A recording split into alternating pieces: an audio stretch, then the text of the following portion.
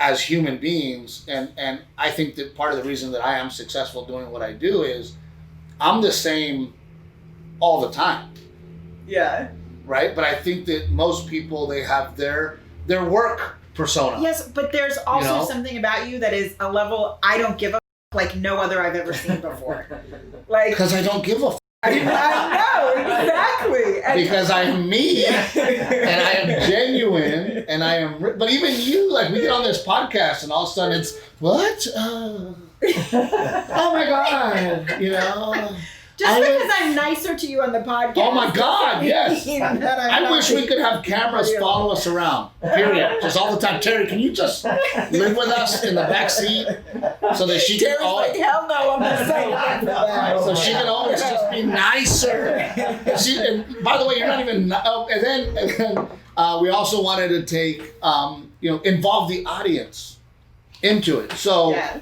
Oh, and then, oh my God, I'm saying Miss Doris stole the show. She did not.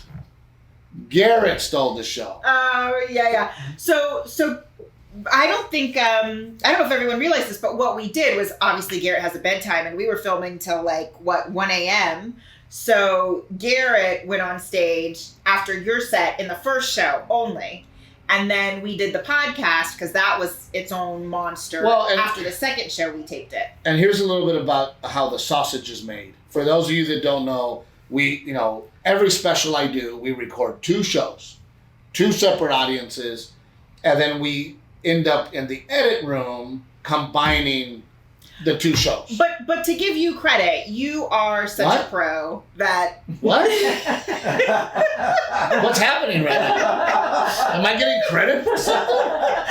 Holy shit. See, I love the podcast. I love it. No, to give you credit, you are such a pro that for most of your specials, I'm not sure about the first one because I wasn't in on that process, but for Relatable Until Death, we really worked off of one show. It was just like little snippets from the other. Very little, or great audience reactions. Like in Until Death, a peacock went off outside and you spontaneously in the moment responded to it and it was hilarious. But that was in first show. That was in the first show. So we just took that little piece from the first show. It didn't have anything to do with your performance, but we just loved it, took it from the first show and put it in the second show. So, and then a lot of times, if you really pay attention as an audience member, when you watch specials, you will see that if you're paying attention to the audience, they'll change.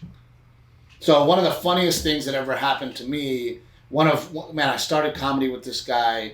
He's one of my best friends. I miss him. We haven't seen each other in a long time. Joe Fox. So Joe Fox and I started, by the way, look him up, fantastic comedian.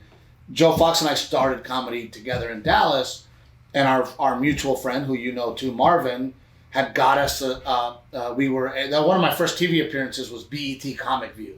Because back in the day, BET Comic View was a big thing, and I told Marvin, I got to do it with Joe. Right? So, we were all homies. And then, so me and Joe Fox are doing it, and we couldn't wait to see our episode.